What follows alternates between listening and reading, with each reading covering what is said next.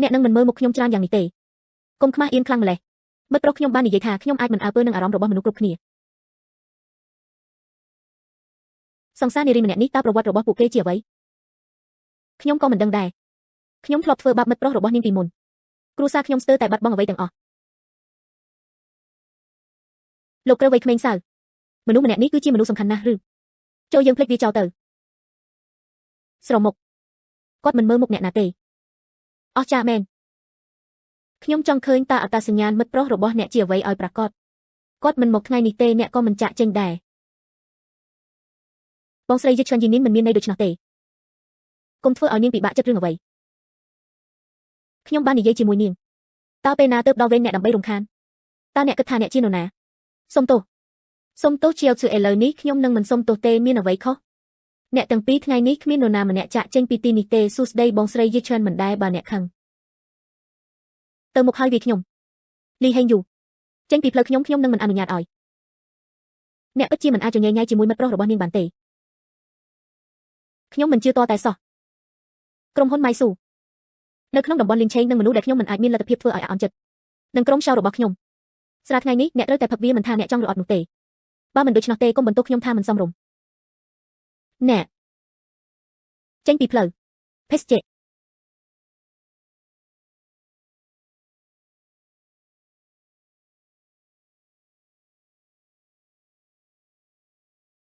ខ្ញុំចង់ឃើញ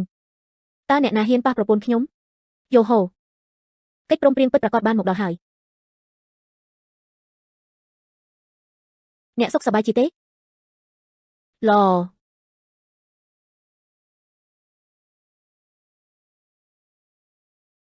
អ្នកមិនអាក្រក់ទេកូនបងប្រុសធំខ្ញុំខុសពីមុនខ្ញុំបានធ្វើឲ្យអ្នកអាក់អន់ចិត្តថ្ងៃនេះខ្ញុំសូមអភ័យទោសចំពោះអ្នកមិនអីទេព្រោះអ្នករារាំងមិត្តស្រីរបស់ខ្ញុំនឹងមិនប្រកាន់អ្នកទេក្នុងរយៈពេល 2-3 ថ្ងៃទៀតខ្ញុំនឹងផ្ដល់ឲ្យអ្នកនូវជីវិតនៃទ្រព្យសម្បត្តិនិងកិត្តិយសពិតចាប់ពីថ្ងៃនេះទៅអ្នកគឺជាបងប្រុសច្បងរបស់ខ្ញុំលីហេងយូអ្នកពិតជាអយុត្តិធម៌ណាស់បងប្រុសសៅសូមអភ័យទោសកាលៈទេសៈមានឥទ្ធិពលខ្លាំងជាងមនុស្សអ្នកជាមិត្តប្រុសរបស់លីនយីនយោងតាមលោកលីនយីនអ្នកមិនមើលងាយមុខអ្នកណាទេបងប្រុសអ្នកមានចរិតឆ្មើងឆ្មៃបន្តិច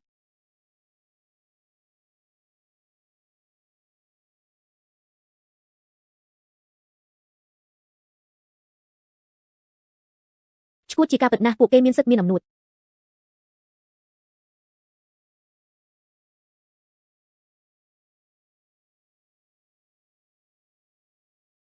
ខ្ញុំសៅយ៉ាងជាកូនប្រុសរបស់ឆៅគ្រូនាង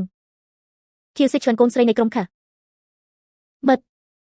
បានមកដល់ទឹកដីរបស់ខ្ញុំហើយវាមិនមែនជាកន្លែងរបស់អ្នកដើម្បីមានអំណួតនិងត្រួតត្រានោះទេខ្ញុំចង់ឃើញតើទ្រព្យសម្បត្តិរបស់អ្នកជាអ្វីឲ្យប្រាកដខ្ញុំកំពុងប្រាប់អ្នកថ្ងៃនេះនៅទីនេះអ្នកត្រូវផ្ដល់ការពន្យល់ដល់ខ្ញុំកុំគិតពីការចាក់ចេញដោយមិនមានរបួសអីគ្រួសារឆៅនិងគ្រួសារខៅប្រហែលជាពួកគេនៅតែអាចនិយាយឡើងនៅលេងឆេងបានប៉ុន្តែនៅចំពោះមុខខ្ញុំអ្នកមិនទាន់មានលក្ខណៈសម្បត្តិគ្រប់គ្រាន់នៅឡើយទេដោយពិចារណាលើឪពុកម្ដាយទាំងពីរខណៈពេលដែលនៅតែមានភាពសមហេតុផលណាស់ខ្ញុំនឹងមិនឆ្លោះប្រកែកជាមួយអ្នកទាំងអស់គ្នាទៀតទេអ្នកពិតជាមិនស្គាល់ឪពុកខ្ញុំទេមែនទេកូនអ្នកមាន2នាក់ដែលគ្មានទ្រព្យសម្បត្តិអ្វីទាំងអស់គ្រាន់តែធ្វើជាកូនអ្នកមានដ៏ល្អម្នាក់កុំបង្កបញ្ហាដល់ឪពុកម្ដាយរបស់អ្នកបើមិនដូច្នោះទេអ្នកនឹងធ្វើឲ្យមនុស្សខុសមើលងាយអ្នកនឹងមិនដឹងថាអ្នកស្លាប់ដោយរបៀបណាទេមាត់ឯងធំម្ល៉េះខ្ញុំចង់ឃើញតើអ្នកមានសមត្ថភាពប៉ុណ្ណា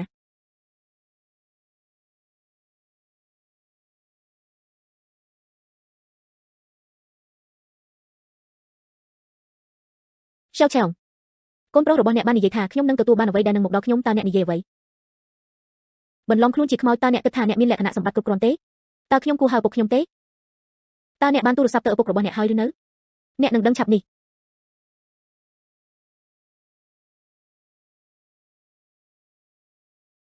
សួស្ដីប៉ាតើអ្នកហៅខ្ញុំថាម៉េចខ្ញុំនៅបារខារ៉ាអូខេមួយហើយអ្នកវិញជាកូនស្រីរបស់គ្រូសាស៊ូ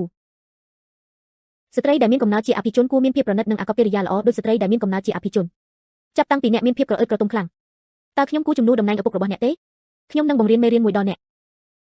លោកឈឺខេងឡែនកូនស្រីរបស់អ្នកធ្វើឲ្យមិត្តស្រីខ្ញុំមិនសប្បាយចិត្តតើរឿងនេះអាចដោះស្រាយបានដោយរបៀបណាអួតអាងអ្នកមិនអាចហៅឪពុកខ្ញុំតាមឈ្មោះរបស់គាត់បែបនោះទេ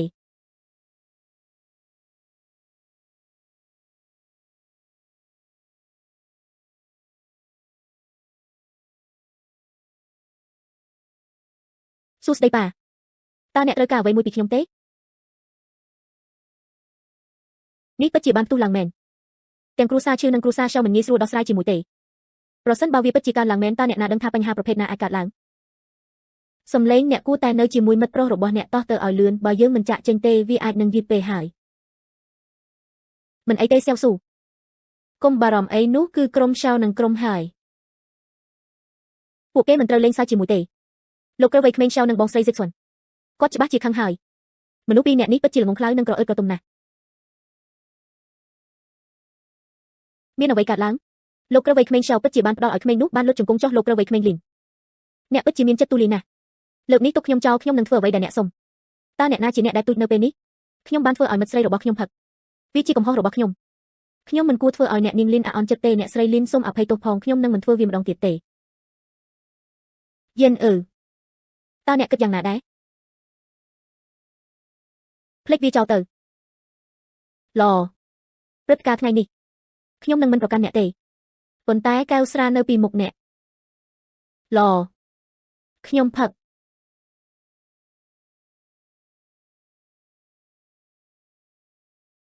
លោកត្រូវវ័យក្មេងលីននិងកញ្ញាលីនយីន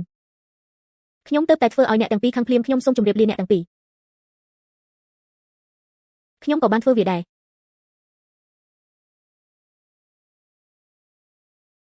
លោកត្រូវវ័យក្មេងសៅថែមទាំងបានលុតជង្គង់សុំទោសទៀតផង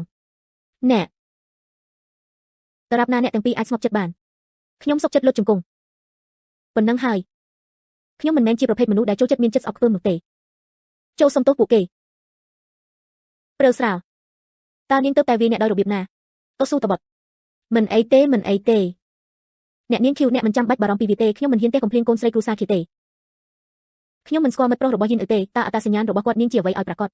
វាពិតជាបានធ្វើឲ្យលោកម្ចាស់វ័យក្មេងឆៅទាំងអ្នកស្រីឈូនិងអ្នកដទៃទៀតបានអង្ក្បាលហើយទទួលស្គាល់កំហុសរបស់ពួកគេចាប់ផ្ដើមថ្ងៃនេះអ្នកគឺជាមិត្តភក្តិរបស់ខ្ញុំឥឡូវនេះប្រសិនបើអ្នកត្រូវការអ្វីមួយនៅពេលអនាគតសូមប្រាប់ខ្ញុំផងខ្ញុំពិតជានឹងមិននិយាយពាក្យមួយម៉ាត់ឡើយល្អចូលយើងទុកវាចោលសម្រាប់ថ្ងៃនេះយិនតោះទៅ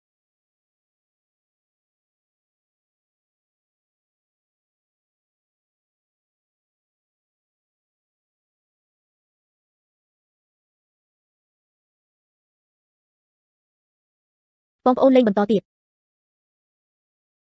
ជាសំណាងល្អយើងបានរួចផុតពីជំងឺរាតត្បាតនេះលោកក្រវៃក្មេងសៅតើមនុស្សម្នាក់នេះជានរណាឲ្យប្រាកដខ្ញុំក៏មិនដឹងដែរអ្វីដែលខ្ញុំដឹងគឺមានតែប៉ានឹងខ្ញុំទេពេលធ្វើការហៅទូរស័ព្ទគាត់ភ័យខ្លាចខ្លាំងណាស់ស្ដាំហើយគាត់ក៏បានប្រាប់ខ្ញុំដែរ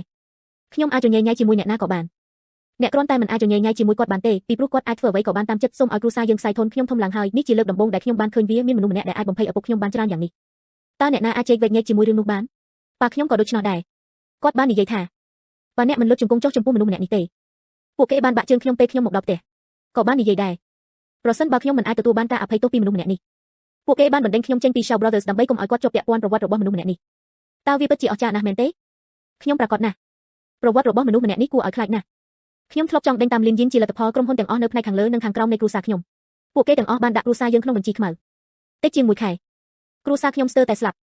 មិនថាមានរឿងអ្វីក៏ដោយចាប់ពីពេលនេះទៅគាត់នឹងក្លាយជាបងប្រុសរបស់ខ្ញុំជានិច្ចគាត់បានប្រាប់ខ្ញុំឲ្យទៅទីខាងលិចខ្ញុំពិតជាមិនហ៊ានទៅខាងកើតទេបិទអ្នកគួរតែរៀបចំវាម្ដងមួយអនុញ្ញាតឲ្យខ្ញុំសុំទោសគាត់ឲ្យបានត្រឹមត្រូវម្ដងទៀតបើមិនដូច្នោះទេខ្ញុំនឹងមានអារម្មណ៍មិនស្រួលល្អបងប្រុសសៅទុកវាឲ្យខ្ញុំទោះបីជាមនុស្សនេះពិតជាគួរឲ្យខ្លាចក៏ដោយប៉ុន្តែគាត់មានបុគ្គលិកលក្ខណៈទន់ភ្លន់ណាស់ខ្ញុំគិតថាគាត់គួរតែងាយស្រួលចុះសម្រុងជាមួយចាប់ពីពេលនេះទៅគ្មាននរណាម្នាក់ក្នុងចំណោមអ្នកមិនគួរញុះញង់លេងយិនឡើយខ្ញុំនឹងព្យាយាមនិយាយជាមួយឈៀវឈឹកចាំមើលថាតើមានវិធីណាមួយរអត់ស្គាល់ពួកគេយើងមិនហ៊ានញញែជាមួយលីនយិនទៀតទេប្រសិនបើយើងរកឃើញលីនយិនសូមឲ្យខ្ញុំប្រាប់អ្នកម្ដងទៀតប្រហែលជាបុរសនោះនឹងស្ងប់ចិត្តបងស្រីខកអ្វីដែលនៅសល់គឺអាស្រ័យលើអ្នកយិនចាប់ពីពេលនេះទៅអ្នកទាំងពីរនោះនឹងមិនហ៊ានញញែជាមួយអ្នកទៀតទេតោះទៅផ្ទះសំឡេងព្រើស្រាលតើខ្ញុំអាចនិយាយពាក្យពីរបីទៅកាន់យិននីនបានទេឡមានអ្វីខុសសំឡេងតើអត្តសញ្ញាណមិត្តប្រុសរបស់អ្នកជាអ្វីឲ្យប្រាកដបងប្រុសសៀវកុងមិនដែលនិយាយបែបនោះទេខ្ញុំក៏មិនបានសួរគាត់ដែរមិត្តប្រុសរបស់អ្នកពិតជាអស្ចារ្យណាស់ការហៅទូរស័ព្ទមួយតាមពិតគាត់អាចធ្វើឲ្យលោកម្ចាស់វ័យក្មេងឆៅលុតជង្គង់នៅចំពោះមុខគាត់បានសង្សារបែបនេះអ្នកគួរតែចាប់គាត់ឲ្យលឿនមិនយូរប៉ុន្មាននឹងមានមនុស្សជាច្រើនស្គាល់អត្តសញ្ញាណមិត្តប្រុសរបស់អ្នកប្រកាសជានឹងមានច្រើនក្មេងស្រីនឹងប្រយុទ្ធជាមួយអ្នកដើម្បីវាទេបងប្រុសសៀវកុំគាត់សំឡេង អ្នកមិនអាចធ្វើប្រហែសបានទេដើម្បីឲ្យមានភាពស្មោះត្រង់បើមិនមែនដោយសារគាត់ជាមិត្តប្រុសរបស់អ្នកទេខ្ញុំមិនអាចទប់ទល់នឹងការធ្វើចលនាលើគាត់បានទេជាវឈើអ្នកមិនចាំបាច់និយាយទេឈឺសិឈ្វិននឹងអ្នកអត់ទេទៀតអ្នកគួរតែប្រយ័ត្ននេះសង្សារបែបនេះគ្រាន់តែណាត់ជួបមិនគ្រប់គ្រាន់ទេខ្ញុំត្រូវការមានកូនជាមួយគាត់ឲ្យបានឆាប់តាមដែលអាចធ្វើទៅបានចង់គាត់ឲ្យកាន់តែតឹងមានកូនបាត់ចាស់សោះនោះមិនត្រឹមត្រូវតតែសោះតើមានអ្វីខុសជាមួយវាទេធ្វើឲ្យគាត់រួចរាល់ឥឡូវនេះប្រញាប់ឡើងហើយទៅឲ្យលឿនប្រញាប់ឡើងមក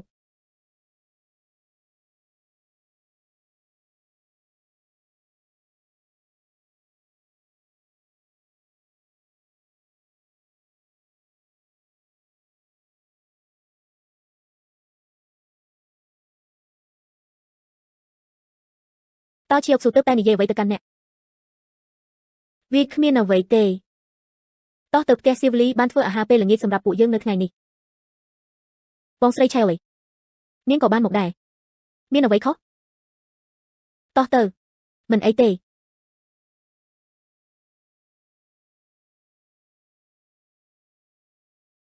បងស្រីឆែលអីយាននៅជាវខំអ្នកត្រឡប់មកវិញហើយប្រញាប់លាងដៃទៅដើម្បីត្រៀមខ្លួនញ៉ាំអាហារ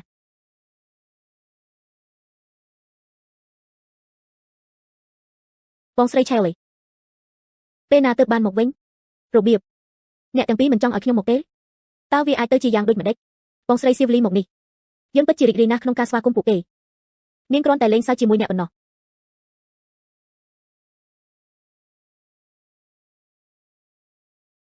ពិធីជប់លៀងដ៏អស្ចារ្យមែនហេតុអ្វីអ្នកមិនទាន់បានលាងដៃនៅឡើយទេខ្ញុំទើបតែលាងដៃ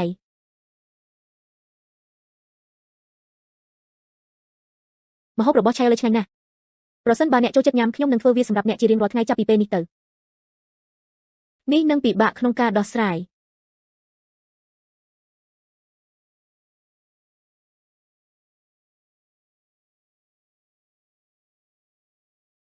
ថាខ្ញុំពេញខ្លួនហើយខ្ញុំនឹងត្រឡប់ទៅសម្រាប់វិញឥឡូវនេះខ្ញុំហត់បន្តិចហើយថ្ងៃនេះចំណាយពេលញ៉ាំអាហាររបស់អ្នក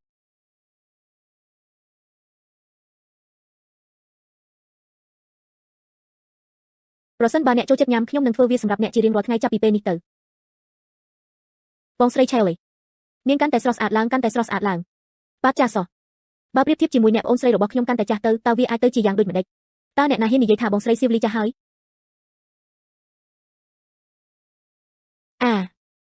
អ្នកបងស្រីឆែលអីតើអ្នកកំពុងធ្វើអ្វីនៅទីនេះរបៀបអ្នកមិនចូលចិត្តវាទេបងស្រីឆែលអីអ្នកបងប្រុសសៀវកុងតើអ្នកនៅខាងក្នុងទេខ្ញុំកំពុងចូលមក